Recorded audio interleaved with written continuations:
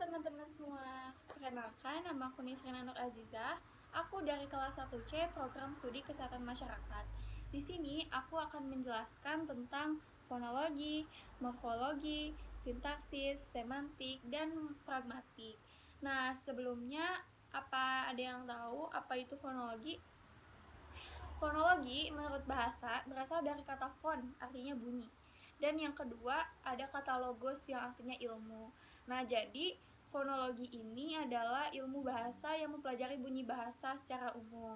Fonologi di sini terbagi menjadi dua, yaitu fonemik dan fonetik.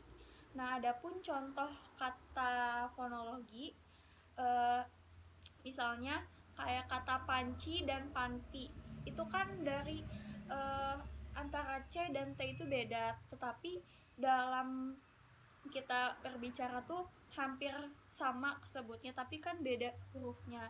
Yang kedua ada kata pantai. Pantai, santai, lantai itu kan dalam kita berbicaranya itu hampir sama cara penyebutannya, tetapi dari katanya saja awalan katanya juga sudah beda gitu. Nah, yang kedua ada morfologi. Morfologi di sini menurut bahasa ialah morf itu artinya bentuk, O itu artinya pembentuk sistem, dan yang logos itu artinya ilmu. Jadi morfologi adalah bagian ilmu bahasa yang mempelajari bentuk kata, perubahan bentuk kata, serta perubahan bentuk kata yang terhadap artinya gitu. Nah, adapun contohnya, misalnya tuh kata ragu, diragu, dan meragukan itu bentuk katanya beda-beda, tetapi awalannya itu dari kata bentuk. Yang kedua ada kata baca. Baca, dibaca, membacakan, dibacakan, atau pembacaan.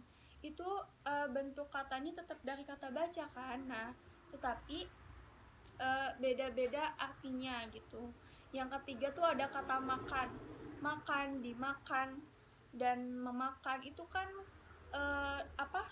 dalam asli katanya tuh kata makan kan, tetapi kalau kata makan dan dimakan itu beda kan artinya. Kalau dimakan tuh berarti kan sesuatu yang ditelan oleh mulut kita gitu, dimakan. Terus kalau memakan kan berarti kan misalkan teh bunga memakan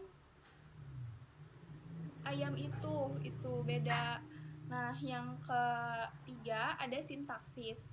Sintaksis di sini berasal dari bahasa Belanda, yaitu sintaksis. Sintaksis adalah bagian dari ilmu bahasa yang mempelajari prinsip, peraturan dalam membuat kalimat. Sintaksis ini tersusun dari subjek, objek, predikat, dan kata keterangan.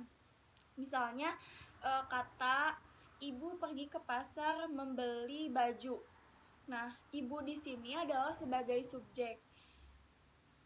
Pergi di sini adalah sebagai predikat. Objeknya itu ke pasar dan kata keterangannya itu membeli baju. Yang kedua, saya berjalan menuju rumah itu. Nah, itu kan saya di sini sebagai subjek, berjalan di sini sebagai predikat, menuju itu sebagai objek, dan ke rumah itu juga sebagai objek. Nah, lalu yang keempat ada semantik. Semantik di sini berasal dari bahasa Yunani, yaitu semantikos, berarti memberi tanda. Nah, semantik adalah cabang ilmu dari bahasa yang mempelajari makna dan yang misalkan makna yang terkandung gitu. Contohnya tuh kayak cakar ayam yang berarti orangnya tulisannya jelek, atau cakar ayam tuh berarti ceker ayam, berarti kan artinya tuh tulisannya tuh jelek. Nah, yang kedua tuh buah bibir, berarti kan misalkan buah bibir itu artinya tuh kayak dia tuh berarti selalu jadi bahan omongan orang gitu. Yang ketiga tuh misalkan banting tulang. Banting tulang tuh kan bermakna kata artinya tuh kayak kerja keras gitu. Dan ya kayak misalkan tuh kayak seorang ayah rela banting tulang demi anaknya, berarti kan rela mencari uang, rela bekerja keras demi anaknya gitu. Nah, yang kelima ada pragmatik. Pragmatik adalah ilmu bahasa yang mempelajari hubungan antara konteks dan makna.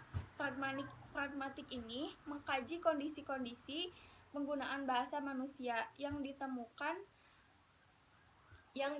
oleh konteks kemasyarakatan. Contohnya, saya izin ke belakang. Nah, secara pragmatik izin ke belakang ini bermakna saya izin ke toilet atau saya izin ke kamar mandi, itu artinya. Nah, jadi pragmatik ini apa ya? Sebagai kalimat-kalimat yang penggunaannya lebih halus gitu untuk kayak izin. Nah, contohnya apa ya? Misalkan ada orang yang mukanya itu biasa aja, terus ada orang yang bilang kayaknya wajahnya biasa aja, itu kan artinya tandanya itu berarti wajah orang itu artinya tidak cantik gitu. Terus atau misalkan teh ada kalimat lagi misalnya teh ia memiliki kemampuan berpikir di bawah rata-rata, itu kan artinya secara nggak langsung itu tuh menjurus ke kata-kata berarti dia tuh tidak pintar atau dia tuh kurang pintar gitu. Nah, mungkin sekian yang bisa saya sampaikan. Wassalamualaikum warahmatullahi wabarakatuh.